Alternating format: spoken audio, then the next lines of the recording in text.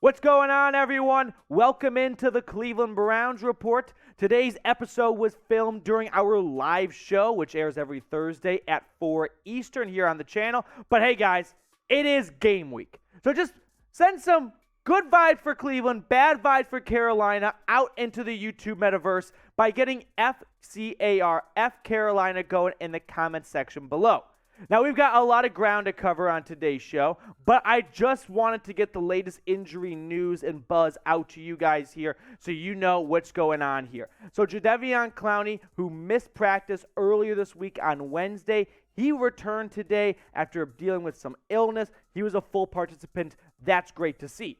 Greedy Williams, dealing with a hamstring injury. He did not practice on Thursday, so keep that in mind going into Sunday. Jack Conklin, he also is limited in practice. Now, Conklin, well, we saw Stefanski talk about Conklin earlier this week saying, hey, if Jack puts a couple of good practices together, who knows? We might see him start on Sunday. And then Alex Van Pelt, the OC, said, yeah, plan is to see how Alex does this week. Would love to see him out there. A lot of coach talk, nothing really hardcore or concrete. I'm looking at the latest practice report right now. Ronnie Harrison, A.J. Green, Chris Hubbard, and Isaiah Thomas were all full participants. Michael Woods, who's dealing with the hamstring injury, he was limited. And Jack Conklin and Grant Delpit also limited. Now, before we jump into the latest news and rumors, we don't have a Panthers channel here at Chat Sports. We're still growing, and the Panthers are going to be one of the latter teams we add. But hey, I did find this random Carolina Panthers YouTube channel on that I decided to declare war on today. So help me out. Let's catch Panthers Uncensored, whoever that is, in subscribers. This poor guy is just sitting on his couch right now, and he has no idea the wrath of the dog pound that is coming for him. So hit that subscribe button. Let's catch him. Let's beat him before kickoff. I know you guys can do it. All right, latest news and rumors on today's show. Should the Browns trade Kareem Hunt? I don't want to go too in-depth on this because I want to talk about real football. So I'm giving this just one Bernie head, right? One Bernie head, small shreds of truth in terms of a trade actually materializing.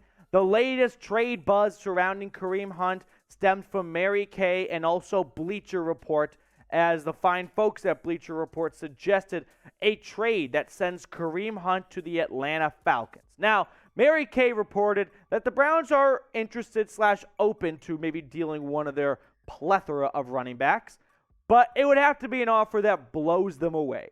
And maybe after seeing how well Jerome Ford played in the preseason, that could make Andrew Berry more comfortable with parting on from Kareem Hunt or Dearness Johnson, because it looks like Ford is ready to have an NFL workload in his rookie season. So here was Bleacher Report's trade idea. The Browns receive a 4th and a 7th round pick swap, and Kareem Hunt goes to Atlanta. So basically I look at this as 4th for Kareem Hunt.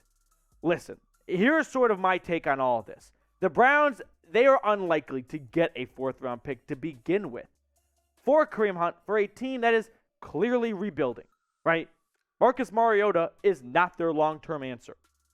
Why would they be looking to part ways when they've already made one trade this offseason with the Raiders to get Braylon Edwards from Vegas to ATL? Why are they looking to unload more draft capital on a season where they're not competitive? They're not looking to hoist the Lombardi Trophy. So what's a running back that's 27 years old on the last year of their contract going to do for them, right? Maybe I could see this happening. Maybe the Browns make a trade mid-season. If things aren't going to plan and a team really wants to blow them away, because listen, a 4th round pick for Kareem Hunt, even though I am the CEO and president of keeping Kareem Hunt in Cleveland, a 4th is it's pretty tempting to not at least pick up the phone and listen. So maybe we see a mid-season trade happen if a team feels they are one piece away, and Kareem Hunt could be the difference maker for them. But I'll let you guys decide. Should the Browns trade Kareem Hunt? Y for yes, or if you want to keep Kareem Hunt in Cleveland like I do, type 27, K27, keep 27 in Cleveland. I just think it would be the most Browns thing ever to have their starting quarterback be suspended for the first 11 games and only follow that up with, All right, we're working the backup quarterback. Let's make life more difficult for Jacoby Brissett by trading away one of his best playmakers. Now, the idea of, hey, this is a lost season anyway. Why not go and get some draft capital while you can before he's a free agent? Need I remind you, this is not a lost season. No, this is far from a lost season. The Browns, in my opinion, I know it sounds crazy with Jacoby Brissett, they are going to be competitive in the AFC. Why? They're not entering murderer's row to start the season. Look at the first 4 quarterbacks they play. Week 1, emotional Baker. Week 2, a guy who peaked 10 years ago in Joe Flacco. Week 3 is Mitch Trubisky, who can only look to one half of the field. The left half is vacant. He can never throw across his body. Put all 11 players on the right side of the hash, lockdown defense. Week 4, talk about peak in 2012 for Joe Flacco. How about peaked in college for Marcus Mariota, right? The Browns are not going up against unbeatable quarterbacks early on. Yes, they do play Joe Burrow, Lamar Jackson, Tom Brady, Josh Allen later on. But the Browns can stack up some wins earlier on. They steal one of the 2 of those games. Deshaun Watson's going to take over a team that's right at 500 entering the last stretch of the season. Now, before we get to the rest of the rumors and news roundup here, we will be having a live watch party for this Sunday's game.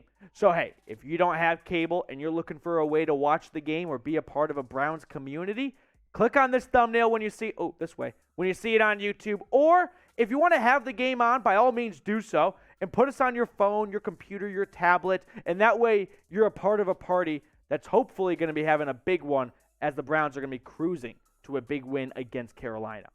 All right, second story on today's show.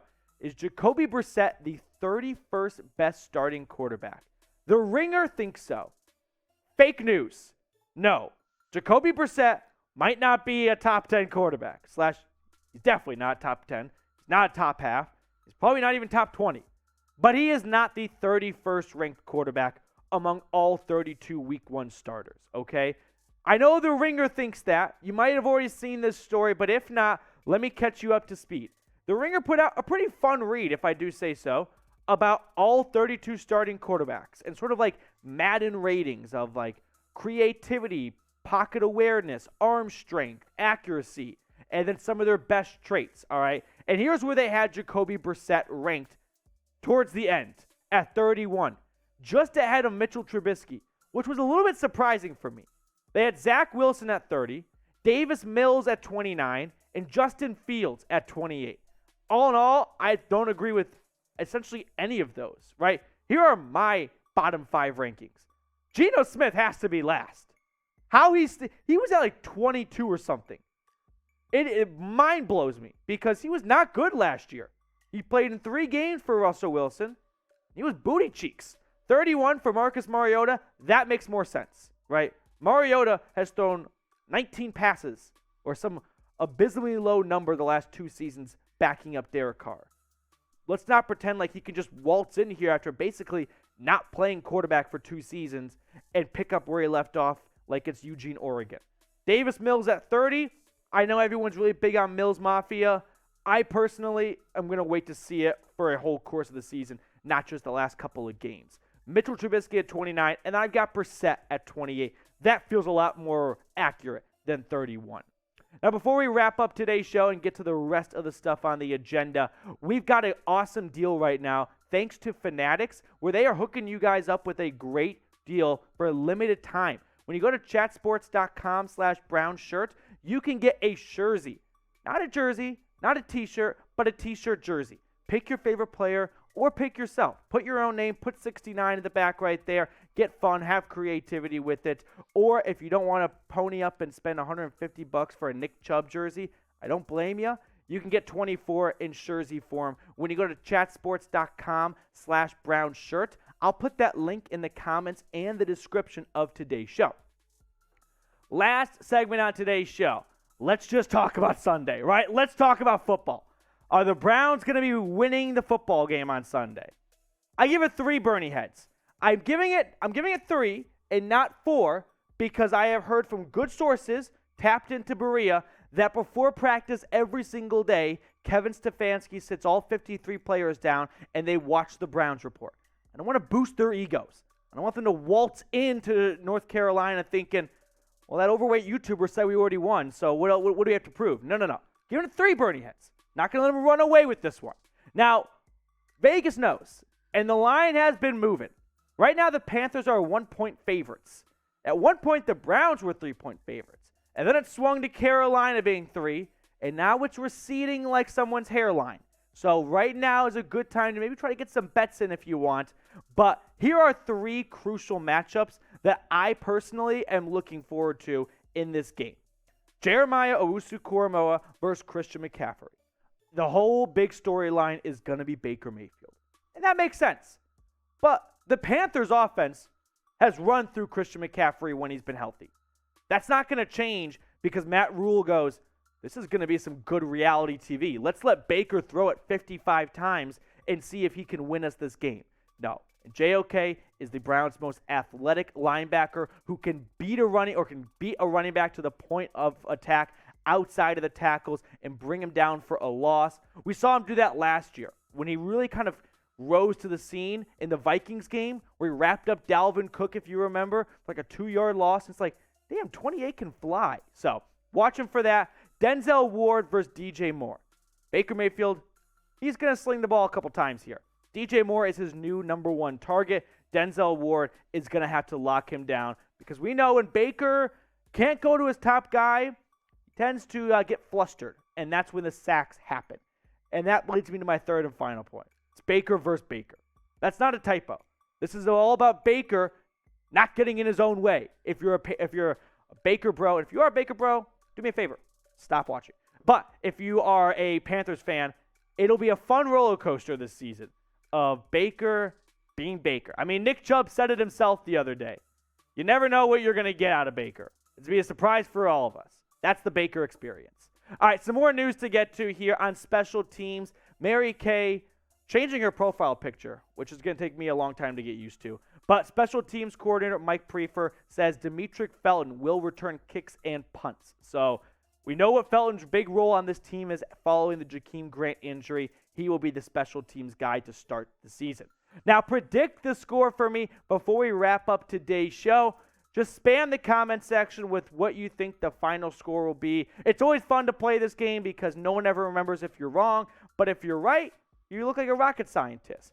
I also want to give a quick shout out right now to my guy HNT. He gave a super thanks donation to the show. It's really simple. It is the heart icon right over here, I think. Yep, with a $sign in the middle. Donations help us do a lot of great things here at Chat Sports. Literally, it was like Berlin the other day here. Gorbachev tear that wall down. We knocked down the wall from the studio, the unit next to our office. We are expanding here at Chat Sports. Super thanks go a long way to make that stuff happen. Now, if you enjoyed today's show, I invite you to go ahead, subscribe, click that button, and get locked in for more Browns content all season long. You won't want to miss a thing.